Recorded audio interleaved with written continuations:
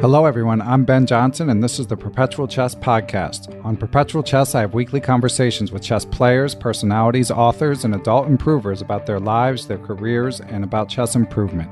Perpetual Chess is brought to you through the generosity of its Patreon and PayPal supporters. For more information, go to perpetualchesspod.com. Hello, everyone, and welcome back to Perpetual Chess. We have a guest that I am very excited to speak with this week. His background is he has a senior leadership role at Shell Oil, but he is also a chess journalist, a chess trainer, an FM, and he has written an absolutely fantastic new book called The Anand Files, The World Championship Story 2008 to 2012. So for those who haven't seen this book from Quality Chess, it delves into the behind-the-scenes details of three of Vishy Anand's World Championship matches. I can't recommend it highly enough, so I'm really excited to speak with the author. So without further ado, FM Michiel Abeln, how are you?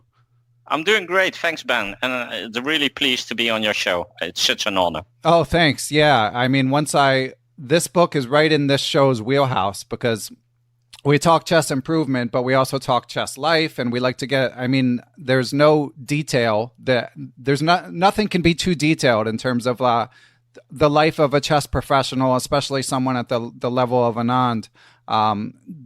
It's just the perfect thing to talk about, and I was excited for this book, and I couldn't put it down when I was reading it. So, just to give a little more background for listeners, Michael, he's donating the proceeds of this book to charity. So, in addition to it just being a fantastic read that obviously was countless hours in the making, he by appearances is a good guy. Can you confirm this, Michael? Yeah, absolutely. I think the concept in a way is on one hand, I have a very good job at Shell. So I didn't write this book to make more money. But at the same time, when I think about charity, and I think most of us donate to charity in one way or another, I think there's a concept that really attracts me, which is that when you donate something, you also get something in return. And I think here the idea that you can donate and in return you get a wonderful chess book is hopefully going to help. So absolutely all my proceeds, all my profits will go to charity. That's great. Yeah. And speaking of a wonderful chess book, in addition to the content being amazing, it's just a beautiful physical book. I read a lot of chess books just because I like them and for the podcast. And usually I mark up the books so that I can refer back to them when I want to highlight certain points to discuss with people that I know I'm going to be interviewing. But I took one look at this book and I just couldn't write in it. It's too beautiful. It's got the color pages and the beautiful pictures. So I had to keep a separate notes file because it's just so well presented. Yeah, and I was extremely lucky with the fact that it was printed in full color. And the pictures that have been made available by Cathy Rogers and Eric van Reem. I mean, Cathy is a very professional photographer who's been around the world for more than 20 years and publishing in all the top chess magazines. Eric was actually part of Team Anand in the matches in Sofia and Moscow. So that gives quite a few behind-the-scene pictures that are in the book. And I think in general, there are a lot of pictures that in itself just tell a story. And those pictures I really like. So sometimes you see a picture, for example, I think it's, if I remember correctly, somewhere around page 77 or 78. And if you look at that picture, you see Kramik and Anand in a press conference. And they both look very tired and you think, just a normal game. There's no way telling that actually, if you went through the game that is in the pages before that, Anand just won a fantastic game. But the guy almost never shows his emotions. And that's exactly what you see in that picture. And I think that's such a wonderful picture. Yeah, your story checks out. I've got the book right in front of me, and it's pages 78 and 79. Yeah, and he does look weary. You wouldn't guess that he just won the game.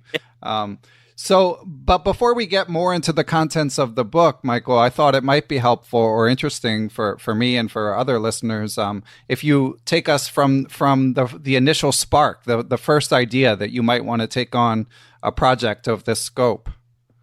Yeah, well, in all honesty, I think I never realized what the scope was. Yeah, it starts with a nice idea, and then halfway through, you think, "Ooh, this is a lot of work," but you're too enthusiastic about the idea, so you don't want to stop anymore. But basically, I've always been inspired, also because of my job, in leadership books and the so-called how-to books. How did a certain person, whether it's a sports star or a CEO, how did they manage a certain success that others didn't? What did they do differently? And I think there are a lot of books on the market, but very rarely they actually tell me real insights that I find useful and that I find inspiring. Too often they're a bit superficial and just repeating success after success. And then even more so in the chess world, I have a decent collection of chess books myself. I think about 600-700 chess books. And in there, I couldn't find any book that would really tell me about the secrets of world champions, what they did differently to obtain that title. And I thought, well, I would really like to find out what kind of strategy you develop, how do you try to trick your opponent, what kind of things worked and what didn't work. Also try to find out what were mistakes that were made. All the kind of things that nowadays, if you go to the press conferences after a World Championship game, you don't get. You just get the obvious answers, not wanted to give away any info to the opponent during the match. So I think in a way there's a lot of curiosity as part of my character, and that's what I tried in developing this concept and developing the book. And I thought, hey, I want to have this book that tells you the secrets that could both be relevant for chess players, but also that you could potentially apply on corporate life. Does that make any sense? That does make sense. Yeah, and you definitely you achieved the goal. I mean, Anand comes across pretty well, I would say, for someone under a lot of pressure during the critical moments of this book. And he gives quite an endorsement of the book. He wrote the foreword, and among other things, he says, basically, I love this book. So sorry, go ahead. No, I mean, this was a very special episode. I've been working on the book, like I said, many years. And early on, Anand, this big star, I didn't really dare to reach out to him that I was working on the book. Didn't want to do that directly, just by email. I had talked to him a few times in the past and interviewed him during chess tournaments, but it felt like a big step. So I thought maybe I take an indirect step. So when I was interviewing Ganguly, one of his seconds in India, Ganguly asked me, is Anand okay with this book? And I said, I'm not sure, but would you be willing to help me and send him an email? And then Surya said he had sent the email and Vishy was okay. So I thought, okay, I just move on. And like I said, the scope was much bigger than expected. So maybe 3-4 years after that moment, I signed a contract with Quality Chess. And then suddenly they said, yeah, but we're only going to publish this book if Anand supports it. And I'm like, oh, yeah, but there was this email from Ganguly, although he never sent me a copy, but let me ask him. And Surya just tells me, email? I don't remember. I discussed this with Vishy. And I'm like, oh no. So I now need to go to him, and maybe 7 years of work can go down the drain if he doesn't support. Yeah, man. And then he was playing in Wijk aan Zee. And I think most people know that this tournament in January in the Netherlands, usually the weather is awful. It's stormy, it's rainy, and even though I'm Dutch, I'm not immune to that. So at the tournament, I went there in the first round, and I was watching his game. And first, his position was much worse, and I thought, If he loses, I'm not going to ask Yeah, him. exactly. I'm going to wait. And then afterwards, he turned around and he won the game. So I went to him and I said, well, Vishy, I'd like to talk to you about a certain project. Can we do it on the rest day? And he said, no, I need to maintain my focus, but I'm staying a couple of days after the tournament, so let's do it then. I thought, okay, I'll wait 2.5 weeks. Why not? How far are you from Weekendsie? Oh, very close. It's just a 20-minute ride. Oh, okay. So then I thought, and I work actually in Shell in risk management, and I was thinking, okay, if I go on the final day, and I ask him when we can talk, and then on the final day he would lose, maybe he storms out of the tournament hall, and I don't know what we agreed. So let me go a day earlier. What I hadn't counted on is that typically in January with that weather, I caught the flu. So I was really miserable, probably the worst flu in many years.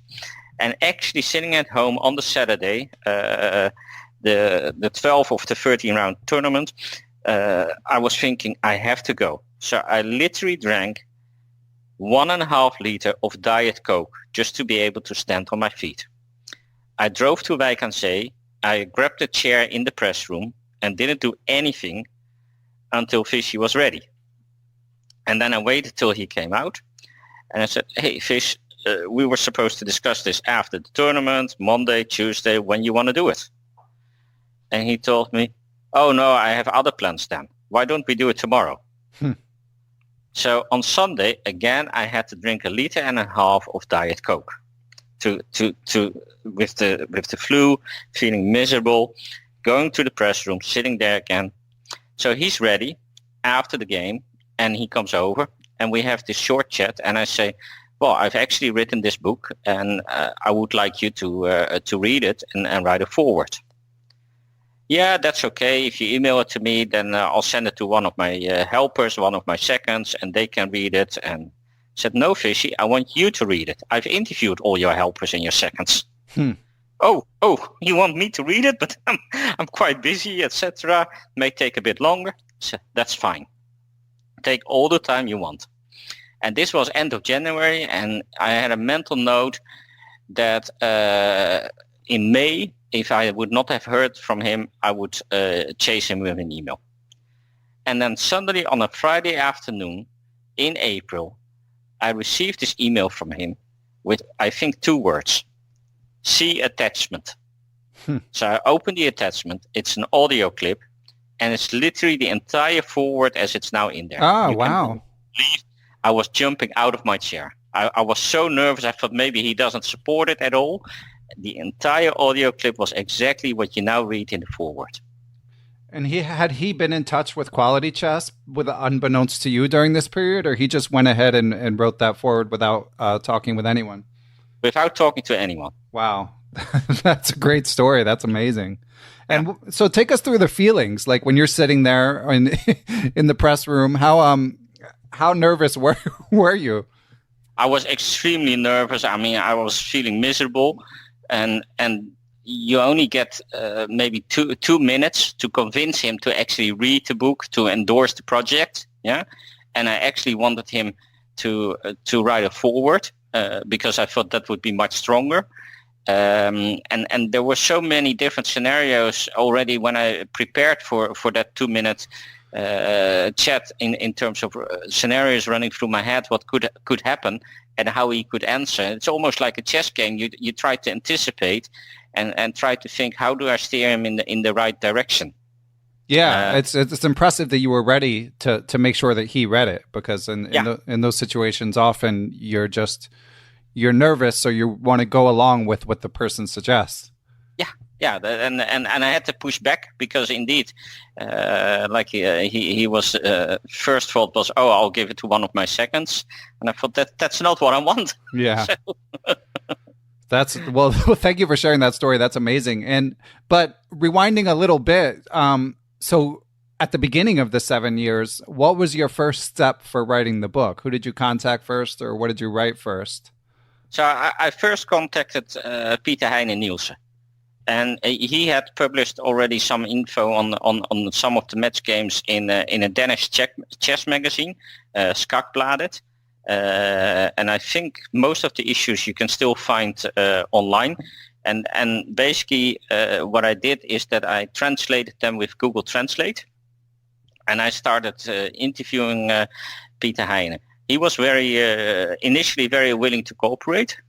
Later it became more difficult because he was so busy with Magnus as a second. And he had just changed teams maybe a year before from Vishy to Magnus. And that was, I think there was a question on Facebook around why are the Carlsen matches not in the book? Yes. And the reason is that the seconds that Vishy helped, so a team of four, Nielsen, Kasimdzhanov, Ganguly and Wojtasek, they helped him in the 3 matches that are in the book. And immediately after that match in Moscow, the team significantly changed. So Nielsen went to Carlsen, Kasimdzhanov stopped, Ganguly started doing some other things, and only Wojtasek continued. And for me, to be able to do the proper analysis on what worked in the team and what not, and to draw leadership lessons out of it, I thought it was more important to keep the team stable. And that's why I made the cut off after that and not the Carlsen matches, because you would get a very different team. On top of that, of course, also Vishy lost the matches against Carlsen, so it would give a very different insight. But who knows? Maybe one day I'll write another book. I'm not sure it will. I would invest another 7 years, hopefully a bit faster. But then I may actually look at those matches. Right. Well, I was going to say another reason might be that 7 years is enough at some point. And this book, this book, as I mentioned, it's a beautiful book, but it's 500 pages as it is. So, it's a large scale project for sure. And Michiel alluded to a question from Facebook. So just to clarify, Michiel made the unusual but I think great request that, in addition to, as I always do, I let the Perpetual Chess Patreon and PayPal supporters know that Michiel would be interviewed, but he also wanted as many people as possible to be able to submit questions. So I made a post on Twitter and made posts in the Chessbook Collectors, the awesome Chessbook Collectors Facebook group, which has somehow over 20,000 members, which is just mind-boggling. And there's often good discussions about chess books there. And in the Perpetual Chess Facebook group. So we solicited questions in all those places, and Michiel has seen these questions. So he was alluding to a question from Egidijus Zur. I hope I said that name even remotely correctly. Apologies if I didn't. So we'll be referring to those periodically throughout the show. So I think it's time to get into the book. Although one question I had, so as you mentioned, also there was a nice write-up that Sagar Shah did on ChessBase India about your book that just came out a couple days before we're recording here, where you also mentioned that you had the goal of this being sort of an opening, not an opening book per se, but certainly you can learn a lot. You wanted people to be able to learn about openings from this book.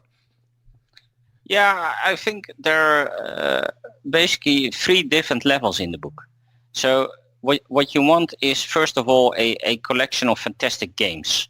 And I think I've tried to explain the games at the level that anyone who follows chess games online from the major tournaments is also able to follow the games in this book. So there's absolutely no need to be an expert.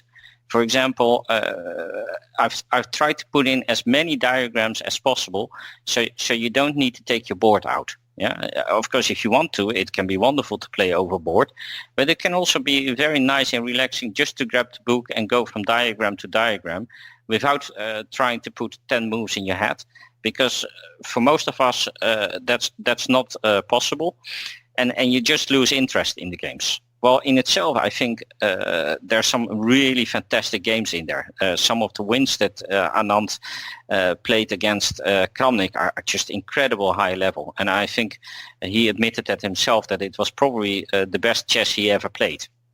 And to have all those 3 matches now in one book, I think is quite nice. And if you want to properly explain what's going on in those games, then I thought it was really a must to explain the openings, because basically it's about strategy. Yeah, and what I try to do in the book is explain what is the strategy they developed for their opponents, how to beat Kramik, how to beat Topalov. And by the way, I think those strategies were almost 180 degrees different. But then how do you work backwards from that strategy to the type of middle game positions you want to reach?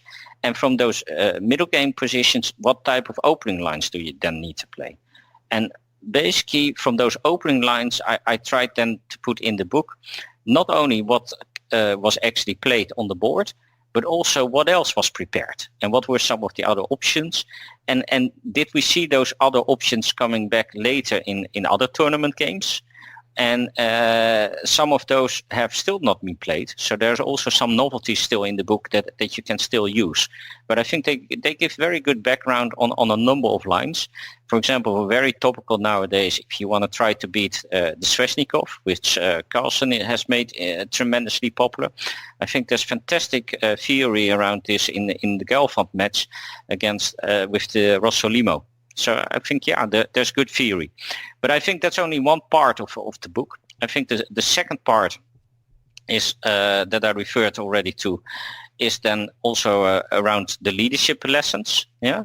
And what can you learn from that? How do you coach someone like Anand? Yeah, I think there's some tips in there on how Kasimdzhanov actually managed to stand up and intervene and give Vishy coaching advice, which I think shows a lot of courage, but also you need to do it in the right way. And I think in itself, that is a very nice thing. But also you can actually apply that to daily life. And again, there were some questions on Facebook around, can you apply these things in your job? Can you apply these things in daily life?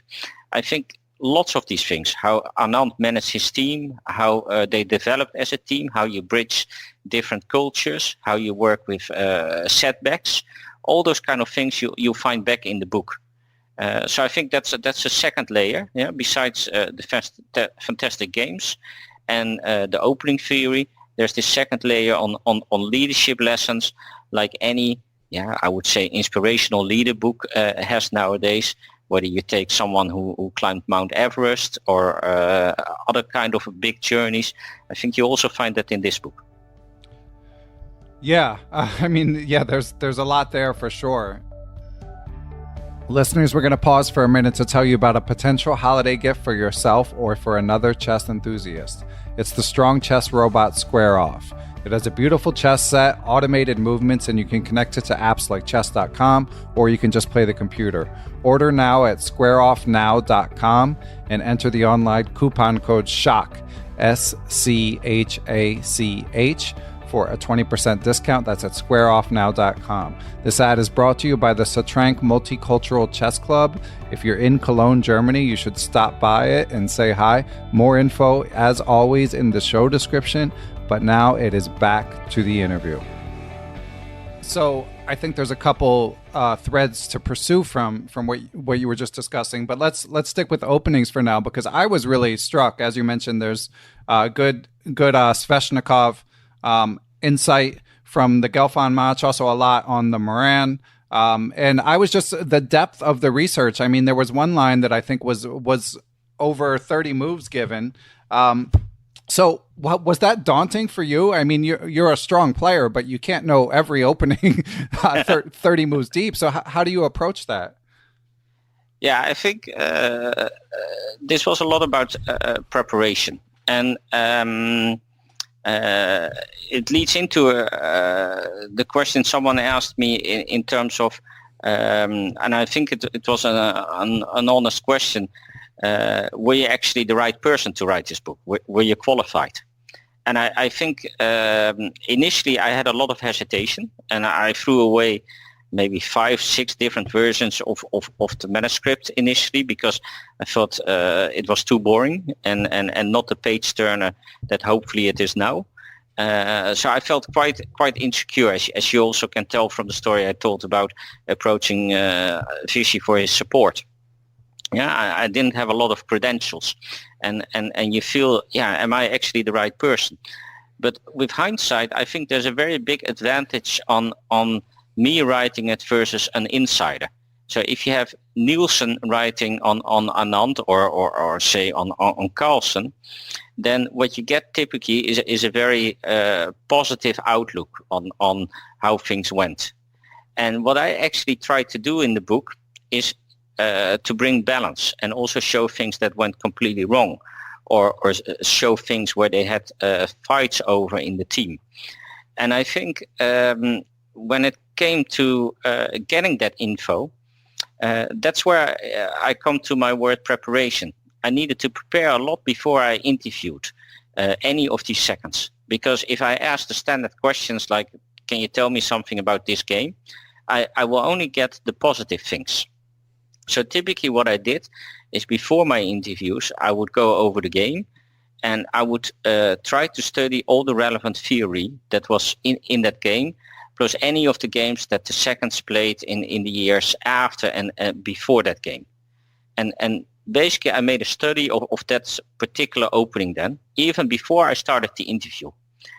And then the first interviews with Nielsen were probably the hardest, but then once you move to the second and the third and the fourth player, you can also contradict them with different viewpoints.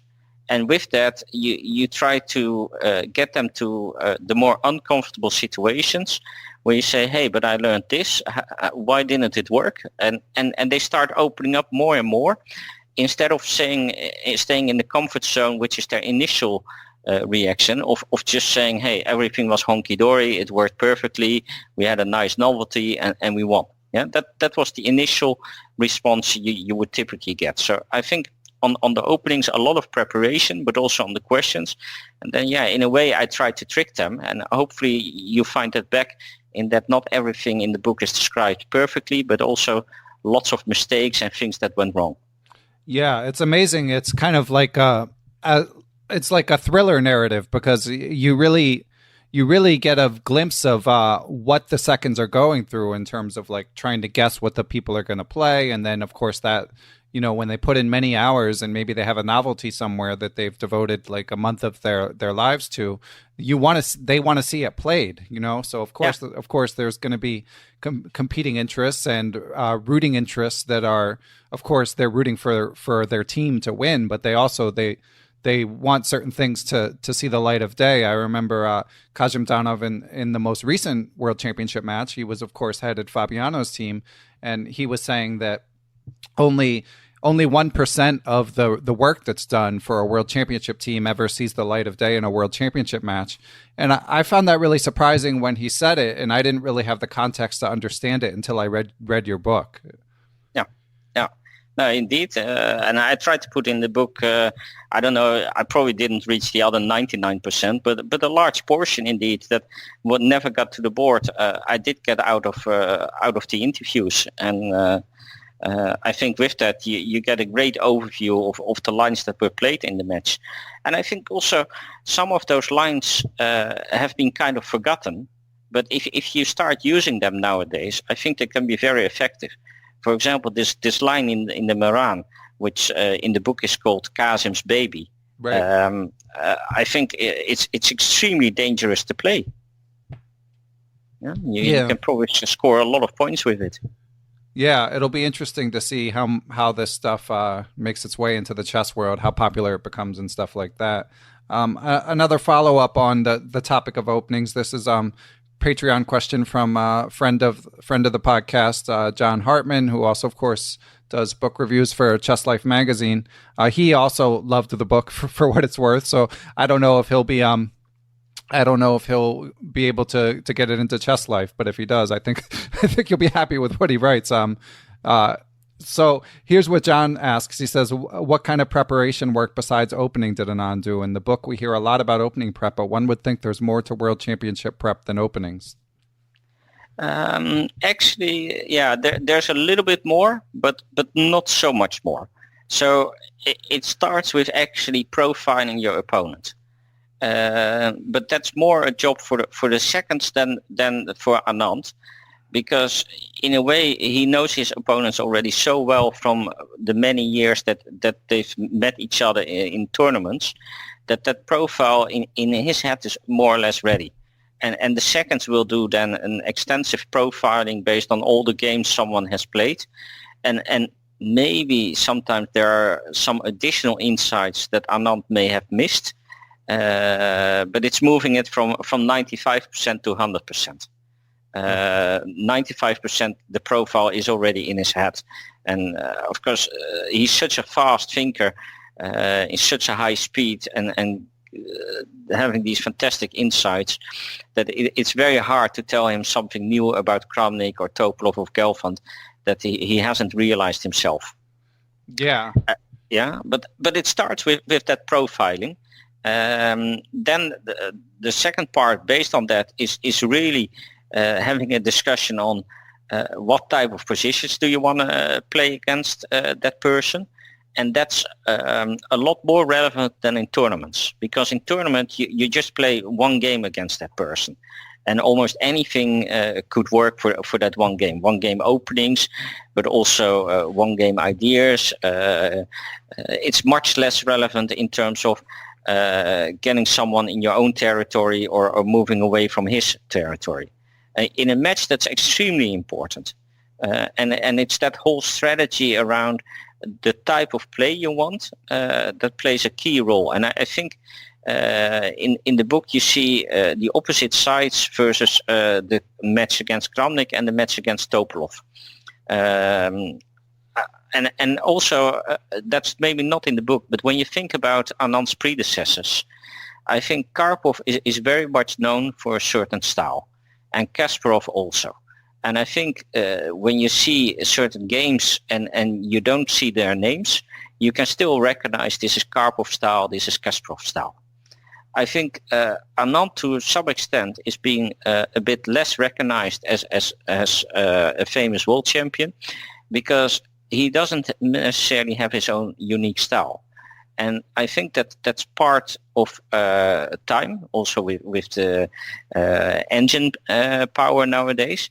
But I think his power is that he can actually, a bit like a chameleon, completely change style if necessary. And that's what you see. Against Kramik, he played extremely aggressively. And for example, also he prepared the Sicilian Dragon, which he never played. And maybe if you see in the book, it was only to his good that it never got to the board. But extremely aggressive. Well, against Topalov, he completely changed, and he almost copied Kramik's style, who had beaten Topalov before. I think it's extremely difficult to change your own preferences in chess to such an extent and then still be successful. And I think the fact that Anand actually did this, I think is just amazing. So, but coming back then to preparation, that means that it's going to play a very big impact on what type of middle game positions you want to achieve and how that influences your openings. So John's question on what else is there besides openings, I think there is a lot of thinking, but in terms of time spent, 95%, 98% in the end is on openings. What is the other time spent on? There's also always a bit of physical exercises. So for example, in Germany, in Bad Söden, where they typically had the training camps, they went for a lot of long walks and some exercises, tried to play some sports outside. But you also saw that some of the preparation activities, when they were in winter and everything was covered in snow, it actually had an impact on the team dynamics. You see that they struggle a bit more as a team. They become a bit more frustrated. And to some extent, they relate that to the fact that they've been there so many times before and they know each other so well. But I think it also had to do with the fact that they couldn't really go outdoors. But coming back to preparation is then a physical exercise, and there's a little bit, but only a very tiny bit, on doing some calculation exercises. But someone like Anand, he doesn't really need it. It's amazing. I mean, it's amazing insight, because chess is such a, I mean, obviously openings are important, and when you, especially at the elite level, But when you look at the games, I mean, of course, most of the games in a World Championship match are not going to be decisive. But even when they aren't always decided by the opening. Certainly it plays a role. But I guess part of it also is just that, as you say, they're already so good at calculating. And I think maybe, I'm guessing, because it surprised me, I had the same reaction as John. I mean, obviously, you know that openings are a big part of it. But the fact that it was basically, in terms of chess work, like you mentioned physical exercise and mental well-being and stuff like that, but in terms of chess work, it was almost the exclusive point of emphasis for these players. And I'm guessing that Anand is not alone in that approach. But I guess part of it also is it's the part you have the most control of. Like, even if you did need to work on calculation, are you really going to get better at it in a month, like to the extent where it makes a big difference? And of course, you probably wouldn't be playing for the World Championship then anyway. And John had a follow-up question, because obviously following or hand in hand with this emphasis on opening is just the incredible amount that these guys have to memorize. And of course, we've heard many stories on this podcast about the memory that Anand has. And of course, Magnus Carlsen recently, Chess-Base India, I put out these great videos where they quiz. They're celebrating Anand's birthday this month and doing like a month of Anand celebration. And at the big tournament in India, they quizzed Magnus Carlsen and Anish Giri and some others, Erwin Lamy, Anish Giri second, about famous Anand positions, and their recall of games that aren't even theirs is impressive. But with that big prelude out of the way, John asks how if you have any sense how they modify the summaries and study in order to keep up with the immense flow of opening information that the teams give them.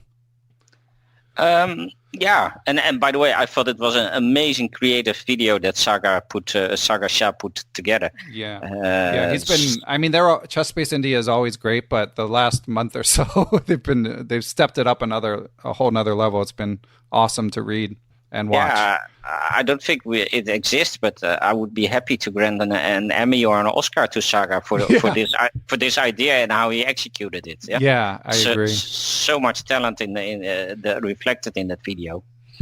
But coming back to John's question, I think it's not so easy.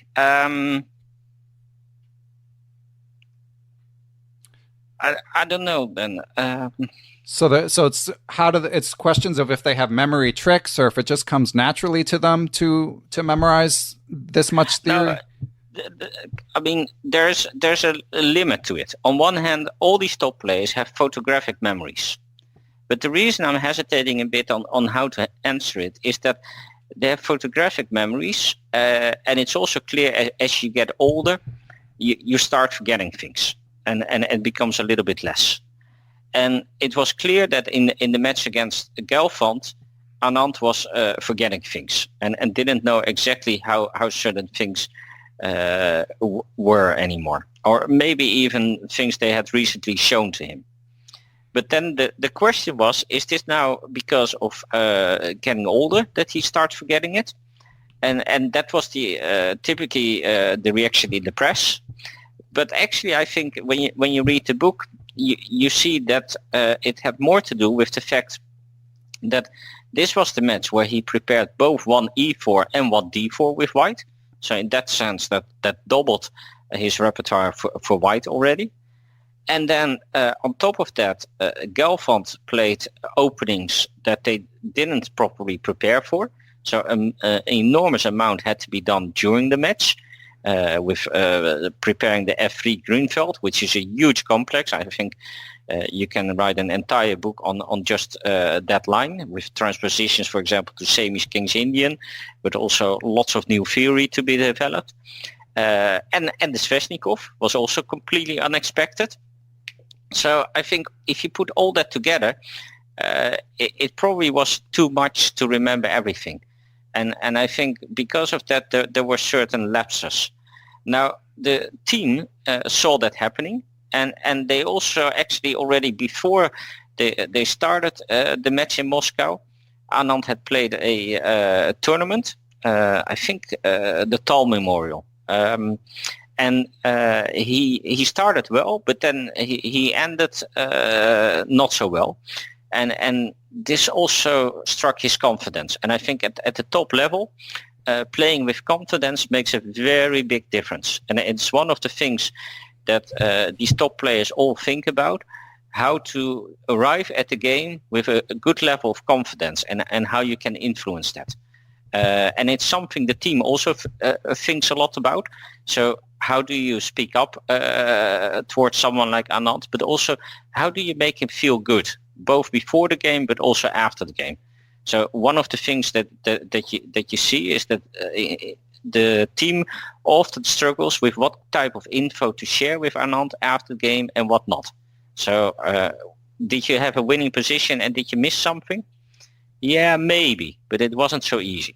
Well, the engine might say it was +6, yeah? Mm-hmm. But the team was really thinking about how do we create that right spirit, because that can really make the difference. And I think similar to that, coming back to John's question on how did the team then try to help Anand in remembering the right things. Yeah, you try to prioritize, but also you try to ask him certain questions, Anand, while you go over the summary files, that makes him think a little bit. But the difficult thing is that at my level, I can just ask if I coach or train someone, just say, hey, why do you play this move? Or in this position, which move do you play? But here you have a situation that 26, maybe 2700 low seconds need to ask that question to Anand. And they feel that certain questions could be seen as disrespectful. Yeah, and that plays a big role, I think, in the team dynamics throughout the book, in terms of how do you influence such a superstar as Anand, but you still try to coach him and influence him in a positive way, that he's actually listening and that he's receptive to it. And the team struggled big time with that in the Moscow match, in showing or trying to help him, making sure he understood the concepts behind certain moves, and that he would understand the differences between certain positions. And for especially when you think about the line they played there in the A6 type of Slav, where a lot of positions looked very similar, it was a huge burden on the team on thinking on how do we explain to Anand the difference between position A and position B. So it's a great question from John. I don't know if I in the book really gave a clear answer, other than that this was one of the biggest struggles in the Moscow match. That's interesting. Yeah, in the Moscow match, the 2012 match against Boris Gelfand, just to be clear, yeah, it's so insightful. And just one other sort of follow-up about this topic of openings. You revealed a lot of, I don't know to what extent this information was in the public domain, but it was new to me. A lot of the people that moonlighted on various Anand teams over the years. I don't know how many of them you want me to give away here, but I mean, Kramik helped out, and Kasparov, and the Topalov match. So, I mean, it's really interesting to me to read that sort of behind the scenes information about other people who are brought in. Of course, Jonathan Rowson, who's recently been on the show, and a lot of chess fans have been enjoying his book. He wrote about what the experience was like for him, sort of popping in the 2008 match, and you also mentioned that. And I am Gary Lane chimed in on the Facebook book collectors, chess book collectors thread, and he asked how much effort goes into identifying secret team contributors. So, do you have any information about that, Michiel? Yeah. I mean, it's a bit something I said earlier, that in principle, the seconds were not willing to give away any of these secrets to me.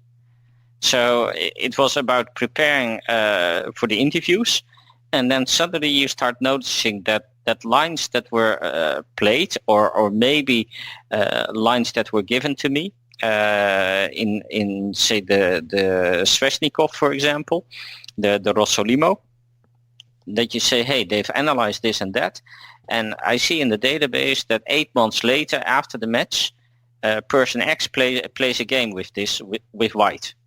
And then, of course, in the second interview, you go back to that second and you say, hey, I noticed that Mr. X played this system 8 months later.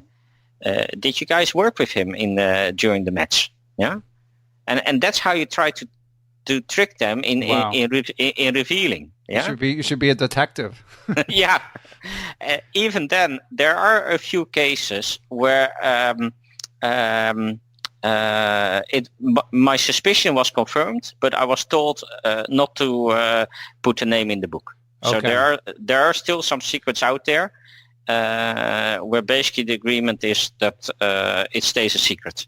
Interesting. Yeah, I don't know exactly, and I've challenged some of them on why, because I think it's been so many years ago.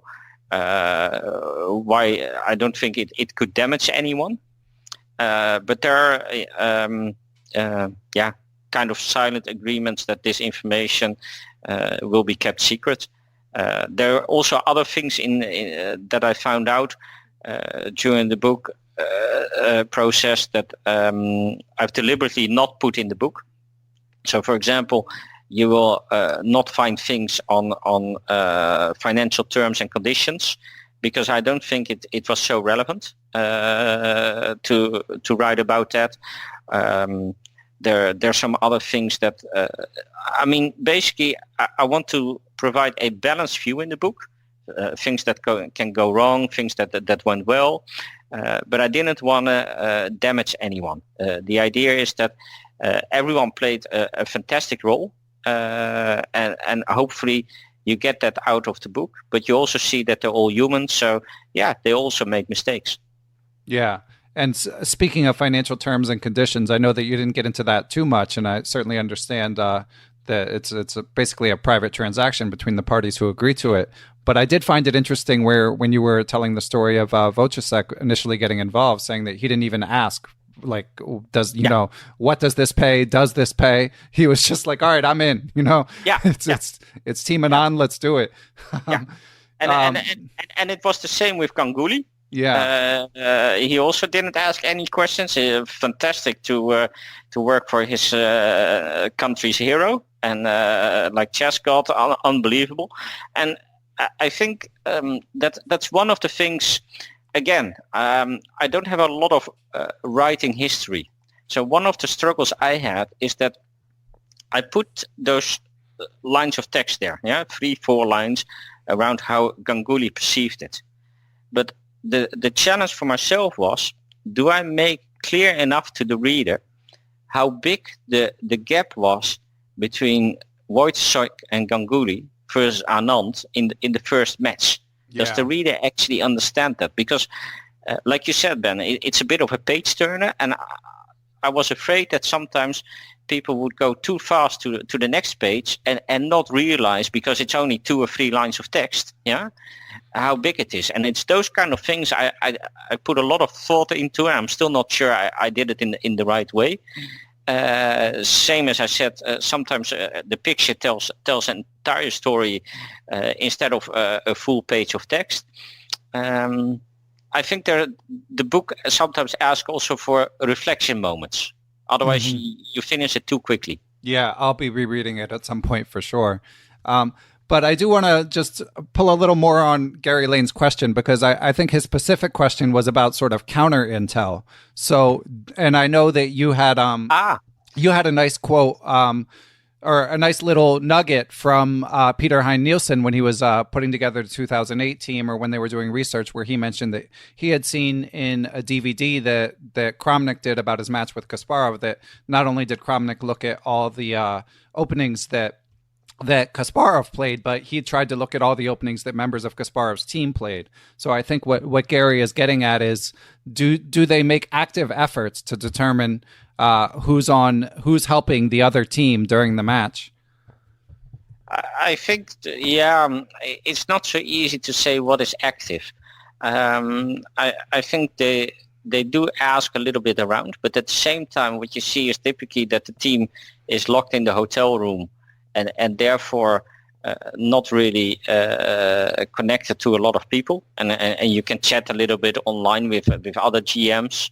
They do follow a little bit if people disappear from the tournament circuit for 3 months. Yeah, that is suspicious, and you think, he might be working for the opponent.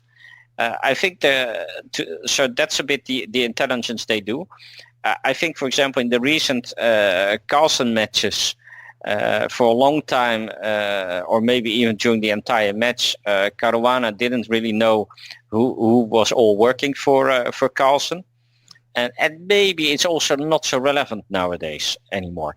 Because, for example, if you take that very first match of Kramik, I thought it was very funny that they found out that Fressinet and Wróblewski and some of the other seconds, that they were part of Team Kramik, and they were all playing 1e4. And Team Anand is completely shocked. Like, Kramik, he will never play 1d4 is what Anand said. Yeah, and suddenly they say, but if all the seconds are 1e4 players, then chances increase that he may actually switch to 1e4. And what did we prepare? Well, the dragon. And let's go over that again. Yeah, and they go over it again, and they find holes left, right, and center. So they become extremely nervous one day before game one. And then it turns out that during the entire match, Kramnik never plays it. Probably with hindsight, he regrets that. But I think nowadays it's not even so important what a second plays. I think a second can study any kind of openings. I think seconds are much more selected, especially nowadays, on how they work with the engine together. Because just following the first line of the engine is something almost anyone can do. But putting creative ideas into an engine and testing them, and maybe ideas that are the fourth or the fifth line of the engine, based on your understanding of the position, I think that's a real added value. And for example, that Carlsen had recently Dubov as a second, I think that was a fantastic asset. Dubov is such a creative player with all kind of new ideas in the opening. I'm sure Magnus had huge benefit of that. Yeah. It's amazing. Two of my recent guests have made heavy use of engines in their opening books. And it seems like someone like Larry Kaufman, Grandmaster, but not a player as strong as Laurent Fressinet or any of the members of Team Anand. But in this day and age, it may be that, of course, Hikaru Nakamura famously has worked with a 2400 level second for many years. And I think he said in a recent interview that the wind is sort of blowing in that direction in terms of what is valued most by the elite players. Yeah. So one other follow-up, as we allude to, obviously openings play an outsized role in this book. So a couple people were wondering, Hugh Jordan on the Facebook thread was wondering if you considered making a Chessable repertoire, and Paul H. on Twitter was asking about the book briefly appeared on Forward Chess, but then was no longer there. So I think people are wondering if there's going to be any sort of electronic version of this beautiful book. Yeah. So the question on Chessable, on Forward Chess is relatively easy to answer. It was never the intention to have this book in an e-version, and the reason, although as bad as it is piracy. Especially the wonderful pictures can be stolen quite easily from an e-book version.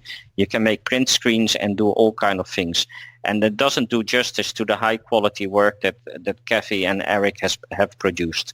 So when I signed already the contract with Quality Chess, we put a lot of thought and we had discussions around it, and we decided this book will only be for print. Now, it might be that in a year or in 2 years we change our mind, but that was the initial idea. Okay. And by a silly accident in Quality Chess, because they put all their books on Forward Chess, they had forgotten about it, and it was just an unfortunate thing, and that's why after 2 days or so it was withdrawn. Yeah. Mm-hmm. And the current idea is really to have it in print, and I don't think anyone can help, but the situation with piracy is just really bad. If people want to put the book on the scanner, I'm not going to stop that, but you get clearly much worse quality. Yeah. Mm-hmm. But the fact of print screens of these fantastic pictures, which I think are absolutely amazing, and then putting them in your own website, on your own blog, that was a real risk, and we didn't find a good solution to that. Okay, that makes sense. Mystery solved. Yeah, I was one of the people who I saw it on. I saw it on Forward Chess and was super excited to get it. And then I went back the next day when I was at my computer and was ready to buy it. And where'd it go? Yeah. Then but again, I'm sorry to cut you off, but I'm glad that happened, because I wouldn't have seen how beautiful this book is. Yeah. Then the second question on making a repertoire, I didn't fully understand the question. So correct me if I'm wrong, because this is my own interpretation, Ben. Okay. Well, basically... whether the question was whether I would make a repertoire out of the openings that are in the book. Yeah, well, of course, Chessable is well known for its spaced repetition format, where if you want to memorize an opening, they kind of have... unique. You have a unique ability to play through the moves and quiz yourself. So you, by turning it into a repertoire, you would basically make it easier for people to glean whatever opening lessons are to be derived from the book. So it's, I mean, he mainly, I think, meant will the book be on Chessable, because all of Chessable's books have the move trainer methodology. Yeah, so the entire book, definitely not for the reason I just explained, but translating it into an opening repertoire out of the book could be a good option. In all honesty, I hadn't thought about it. And this was from Hugh Jordan, who mentioned that as an aside that you have done a series on the Philidor for New in Chess. Yeah, many years ago, and he I think he even put a link there. But when I clicked on it, it was something like not accessible. Okay. So I was wondering if it was a dodgy site or something. I don't know. But indeed, I wrote some New in Chess yearbook article on the Philidor. But I think, it's an option to make a repertoire out of it. In all honesty, after 7 years of working on this, my first thought was not about producing something new. But if there's a lot of interest, then it's an option. Okay. Similarly, I've also been thinking about whether I should produce some sort of lecture around the leadership lessons. Yeah. Because I think there are a lot of leadership lessons in the book, but in terms of layout, we've deliberately chosen not to highlight them. So there are no capitals around this lesson or that lesson.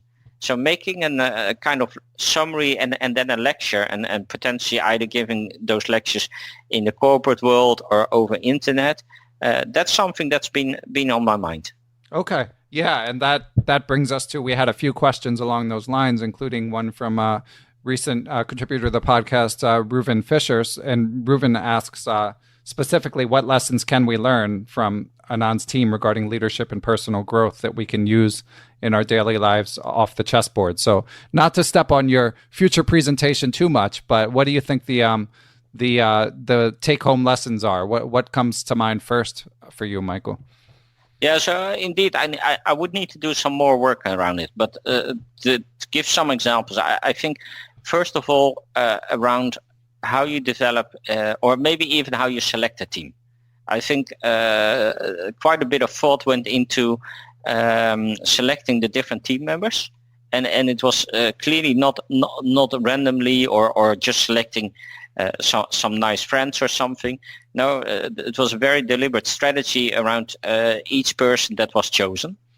And I think there are clearly some lessons around diversity in the team that can be translated into the corporate world. So there's a theme around that. And then also in how do you then, after you've chosen that diverse team, make it an inclusive team in which they bridge each other's culture, in which they respect each other and they grow as a team. And I think that challenge that Team Anand had especially in the first training camp before Bonn, was quite big, and yeah, I think there's some good insights. I think then obviously there's a theme around strategy development. So how do you work with the end in mind and then backwards, all the way in this case to potential opening lines. But I think that concept again in business life is a very valid one in terms of can you analyze the point B where you want to be and how do you translate that back to where you are today and what are different ways to get there and what could be creative ways. So something around that. Then I think the book clearly has shown a kind of history over the use of technology, which I think drastically changed from Rybka 3, which in 2008 simply missed winning peace sacrifices. Was not in its horizon, and some of the dragon lines the team had prepared nowadays with Stockfish you find that they're completely refuted, but back then not. So that technology development, but especially how you work with the engine and how that has changed and how it has influenced overall, I think is something that I think there's a lot of interest in corporate world on how chess as a sport uses technology, uses machine learning, AI, and data analytics. I think there's something around statistics, around Nielsen that he did. Yeah. That could be very much into this. Then I think decision-making process on in which cases who makes a certain decision. There were some clear examples of paranoia in the team. And I think, again, that can happen in a business context also, that instead of single point accountability, everyone is looking at each other, but no one is taking a decision and you drive each other crazy. So then maybe another one, just thinking out loud, could be something around coping mechanisms. I earlier talked about level of confidence and how you ensure that you move into the right spirit for a game. But that whole thing around coping mechanisms, how do you deal with setbacks? How do you recover in case you get bad news at work? How do you stay resilient? I think those kind of things you also see coming back in the book. Yeah, you see it both, of course, from the principals, from the people playing in the World Championship, but also from the team. Yeah. The amount of stress that these guys are under, I didn't fully appreciate until reading your book. I mean, you just describe like Kasimdzhanov just being totally fried, just being basically unable to move when the World Championship match is over. And this is after they won, let alone if you have to deal with a devastating loss on top of that. Yeah, and there's a funny or interesting story that when I approached him for this book project, it was a couple of years ago, and it was very much a project. There was no book yet. I had interviewed Nielsen and Ganguly, so I had some evidence to show. He first was dismissive and reluctant. He didn't want to talk to me. Well, he and I know each other well. We've played in the same team in the Dutch club league, and we're very friendly towards each other. But he absolutely didn't want to discuss this topic at all, and the reason was that basically after both the Sofia match, but definitely Moscow, where he was, besides working incredibly hard, also hit by his allergies and had trouble with breathing. He after that match, after those two matches, he had symptoms of a burnout, and it took him 6 to 9 months to recover, including having nightmares, including not being able to do anything. I think in one of the matches there's a story that he returns to the hotel and just watches 24 hours comedies on Family TV. Guy, right? Yeah. And I think those are illustrations on how hard it was for him. And when I approached him with the idea of this book project, he was dismissive because he was really afraid that the horror would come back in his mind, and he would relive everything. And it took several attempts from me to persuade him to collaborate. Now, once he did the first interview and he reflected on it, it turned out he was very happy. Yeah. because the preparation I did, the kind of questions I asked, focused a lot on highlights, and it didn't turn out to be reliving all the terrible moments as he had feared. So after that, it was smooth. But moving to convince him to do that first interview was a very big job, and it was one of the points where I thought, here the project can actually break down. Sounds like there's a good lesson for me when people say they don't want to do this podcast. I just need to harass them a little bit more. Yeah, exactly. Although it helps that you're friendly to begin with, but yeah. So yeah, that's fascinating. And of course, I also thought it was interesting that, I mean, you mentioned, of course, he has a family. So, I mean, that obviously has to go into it as well. I mean, some of these, some of these team members have families and some don't. But obviously, in addition to just the physical and mental toll, you're away from your family for all that time. So it's it's quite an undertaking. Yeah. One of the seconds said to me, if you work for Anand, you give up in 1 year maybe 6 to 8 months of your life. Yeah. And you hardly see your family, maybe over Skype, and is it worth it? On one hand, every chess player knows that you're ambitious, you want to perform, and working with the world's best player is of course immediately appealing to all kind of positive energy, and immediately you want to do like Wojtasek and Ganguly and jump out and say, yes, I don't need to know anything else. Yeah. But if you've gone through the experience before, you know how hard it is. Yeah. And then you start to doubt, is this the right thing to do? Yeah. You only live once. Do I really want to spend all this time again for something I've done before? And those are valid questions. Yeah, for sure relevant. And also even the little insight like that that Anand's son was back in India during the Moscow match. I was a little, I mean, certainly it makes sense, but I hadn't thought about something like that. I mean, these are long matches, and when you add in the preparation, it's a supreme sacrifice. It is, and it makes a big difference also. And even before the match, you start thinking about, should I take him with me? Do I feel better if he's around? But maybe it's not the right thing for him. Yeah, well, what's the right thing to do? All those kind of things cross your mind. Yeah. So one line of questioning that I don't think we've hit, obviously we can't cover everything from the book. I mean, there's just so much detail. It's such a treasure trove. But Nicholas Noel on the Facebook Chess Book Collectors group asked, which aspects of Anand's preparation and work can translate to a club player's approach? What do you think about that one, Michael? I think on a club player, it's a great question, because I actually, the first couple of people who read the book are friends of mine and on an international master level and even GM level. And they all like the book, but they all say this book is even much more for the average club player.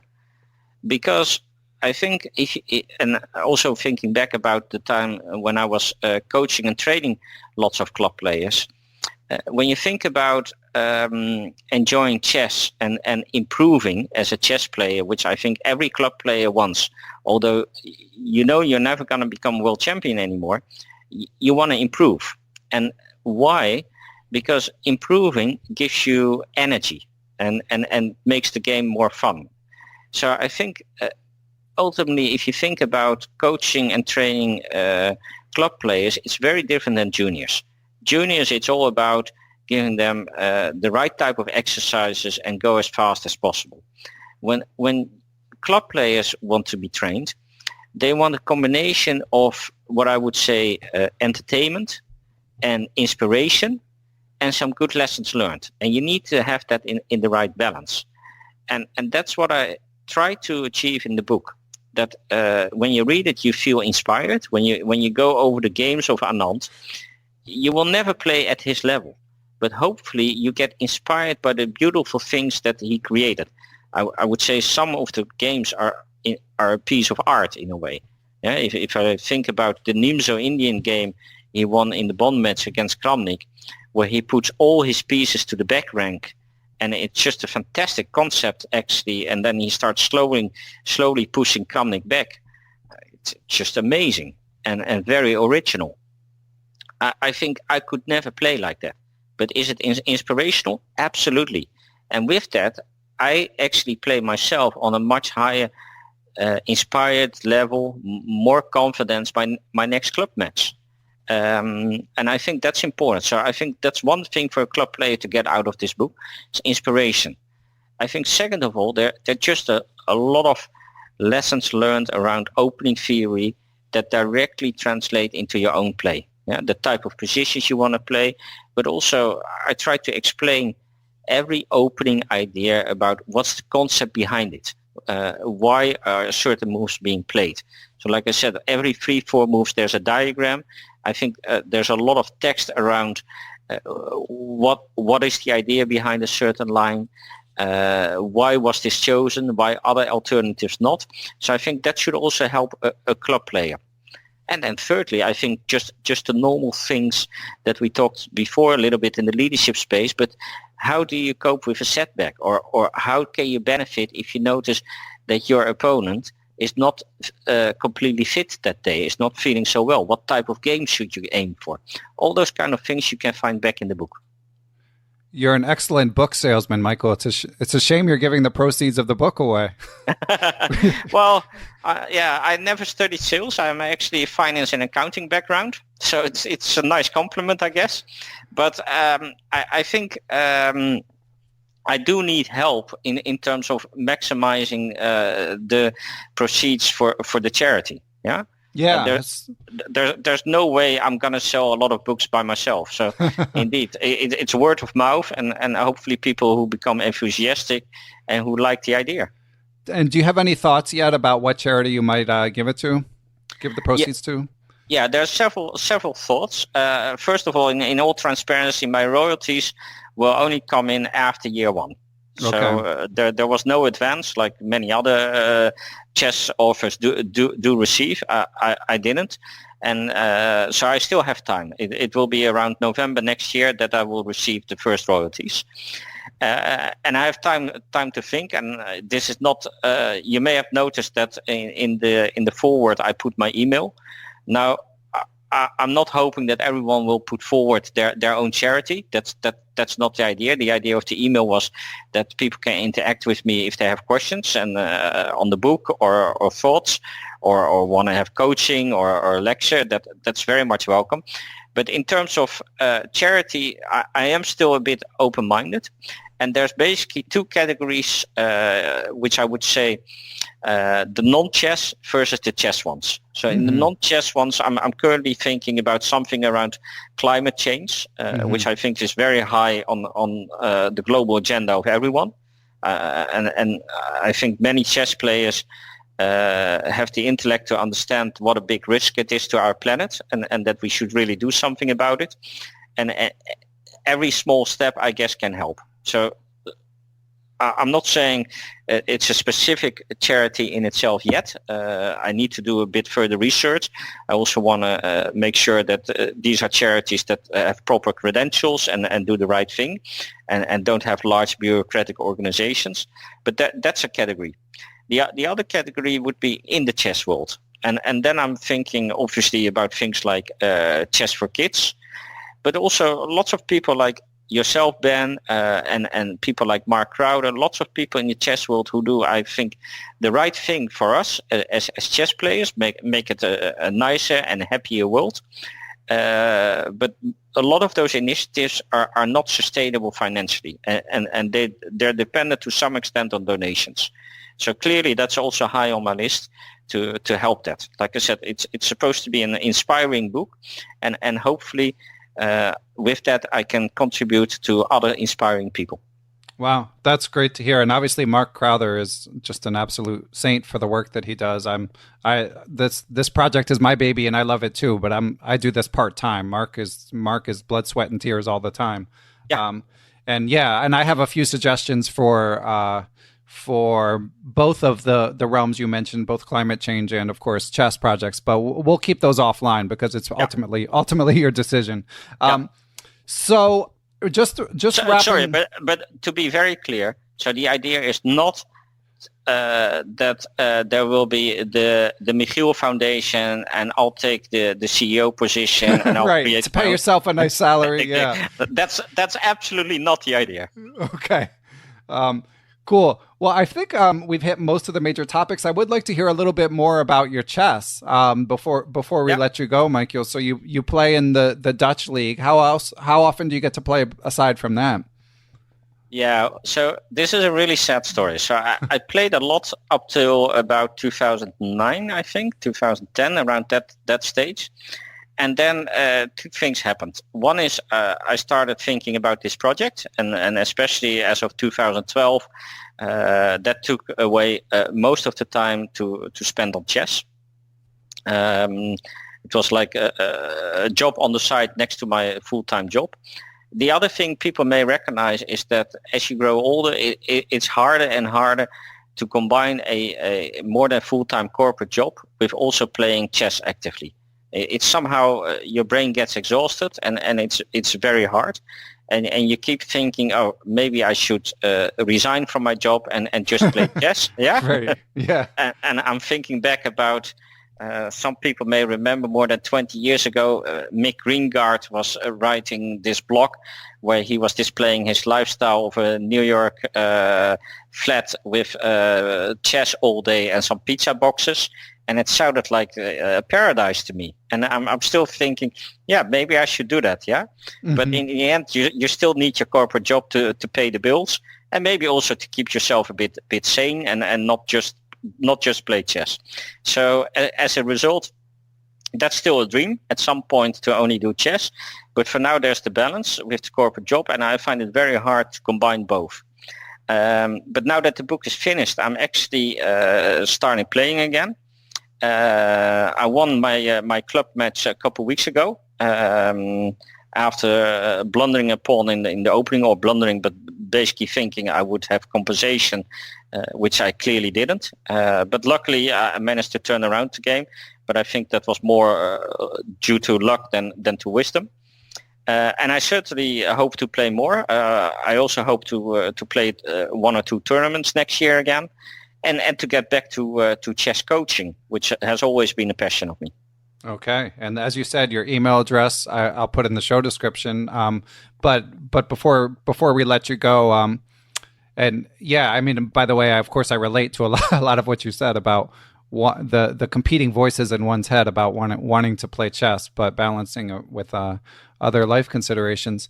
But Brian Karen, who I believe is the founder, certainly one of the administrators of the Chess Book Collectors group on Facebook, so shout out to him for all the work he does, asked if you would, well, you already mentioned that you would consider a future book on World Championships, but it's among other things you're considering. But he also asked, what are your favorite books on World Championships other than this one? Yeah, that's a difficult question, because normally people don't ask specifically World Championships. Yeah, they ask, what are your favorite chess books? Yeah, well, we can get to that too if you want. But and then I've always been very inspired by the Mark Dvoretsky books, which are incredibly difficult. But in general, something that's incredibly difficult has a lot of appeal to me. Yeah, in all honesty, I think those books are maybe only for 2400 plus level. Yeah. Yeah. But it's absolutely amazing what Mark Dvoretsky did in his earlier years. I think the later books are just a lot of tests, and they're still very good tests. But I think most of his insights were published in his earlier books and are missing a bit in his later books. So that's on the general question on favorite chess books. But there are also some fantastic historical chess books. But if I mention the Zurich book by Bronstein, yeah, no one is going to be surprised. Right. I think the writings, although very limitedly available in English by Bent Larsen, are hugely insightful and absolutely great. If I think about World Championships, I thought that the concept of my predecessors with Garry Kasparov was quite nice in terms of giving that overview. But also, again, those books can be quite difficult. Some of the annotations are a bit, high level, and it's a strange mix, I find, those books. As a Dutch person, I really liked some of the writings of Max Euwe, and I think still a bit not so well appreciated as maybe he should have been. But I think, there's so many great world champions and books on them. I've actually wondered sometimes, and maybe people on Facebook will point out to me, I always missed a great book on Spassky. There was a book on with a Dutch author, I think Jan van Reyk, but I don't think Spassky has published a lot of his own thoughts and annotations. So that's one that I'm missing. Oh, yeah. I'm not familiar with that book either. I have to try to track it down. And of course, I think a few people on the forums were mentioning the classic From London to Alista, maybe, I mean, it's a lot different book, but maybe more similar to yours than others. Although, again, it's written by the principals, and it doesn't go into nearly the level of detail in terms of like opening prep and stuff like that. Yeah. Although a great book, to be clear. Yeah, absolutely. Great book. And I looked at it quite a lot as inspiration for my book. But again, I missed the mistakes and the errors. And I'm just a person who enjoys also learning from mistakes. I make a lot of mistakes myself. And actually reflecting them on almost a daily basis on what I could have done better, I find very helpful. And I try to put that a bit in the book, in not only writing positive things. And it's something the seconds were surprised about, that I sometimes asked, what could you have done differently? What would you have done slightly different now with hindsight? What went wrong? Why didn't certain things go in the direction as anticipated? For example, in the Sofia match, after game 4 or 5, Vishy was completely in control, and he was up, and later in the match he lost control, and then there's this fantastic win in the final game, but how he lost control, I asked a lot of questions to the team. What went wrong? And what you see is that probably in the openings they were too narrowly focused on the Catalan and didn't dare to switch, which they should have done earlier. Yeah, and that the Sofia match, of course, being the Topalov match, and in the Gelfand match, you can really feel the suffering of Team Anand as they feel like they're being the Gelfand's preparation was very good, and he kept catching them by surprise. They thought at some point the match was gone. Yeah, and how Anand recovered is amazing. And in his own words, Anand even said it was to a large extent luck. He couldn't explain it in any other way. Now I think that's also his modesty. Yeah, that thought crossed my mind as well. One more follow-up, Michael, about your playing. I can't help but wonder. So you said you had a miscalculation that cost you a pawn in a recent game, but when you did sit down to play, or when you have gotten the chance to do so, did you feel like a work of this magnitude helped your chess, or did it not really make a discernible difference over the board? No, it makes a huge difference. I feel that I sit more relaxed behind the board, and I'm much better in reflecting during the game. So what they call, I go in and out of the game and take a 30,000 feet view on what's actually happening in the game, but also with myself. And that's based on the project that I did.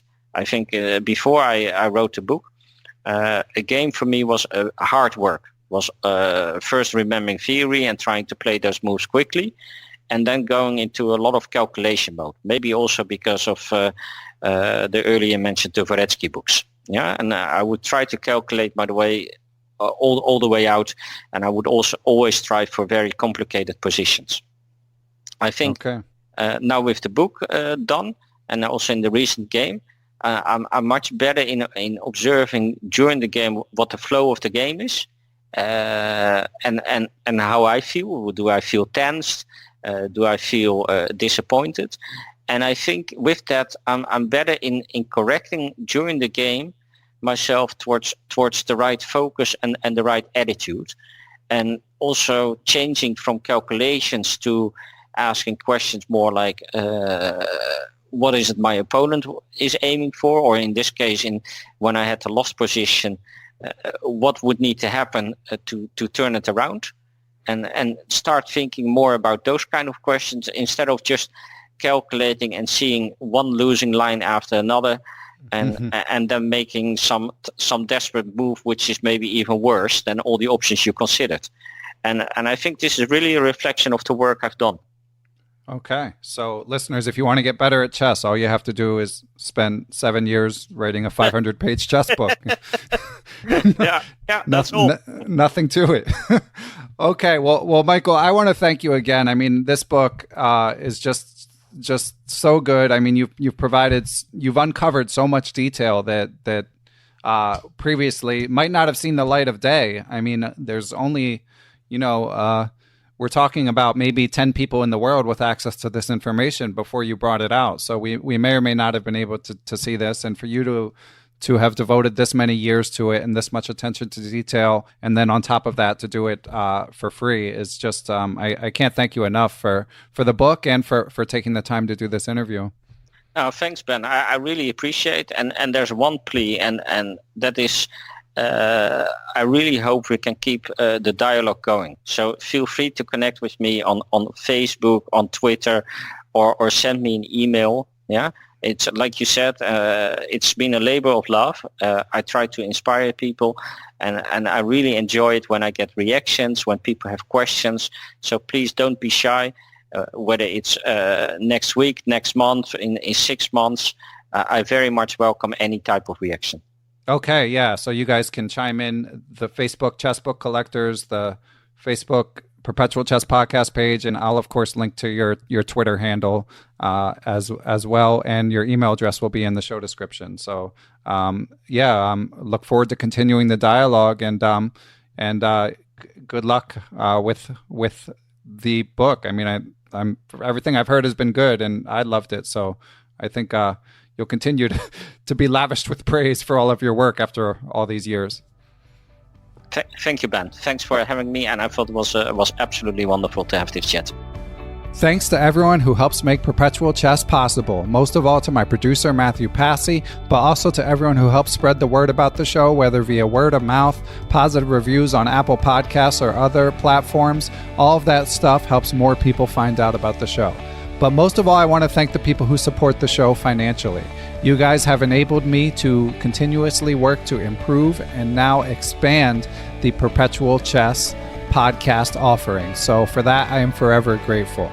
I would like to give thanks to the following people and entities. Special thanks to Chessable.com, Quality Chess Books, the Capital City Chess Club, Apprentice's Twitch channel, Andrew Bach, Austin Clef, Benjamin Porteau, Cathy Carr, Chad Oliver, Dan O'Hanlon, Danny Davidson, David Schreiber, I am Dimitri Schneider, Faraz Sawaf, Gary Foreman, Greg Natel, I am Greg Shahadi, Guven Manet, Jens Green, John Jernigan, John Cromarty, Kelly Palmer, Lone Pine Chess, Lorraine Dore, Lucio Casada Silva, the law offices of Stuart Katz, Michael Kahn, Mike Zelazny, Moonmaster 9000, where you been hiding, Moonmaster? You haven't asked a question in a while.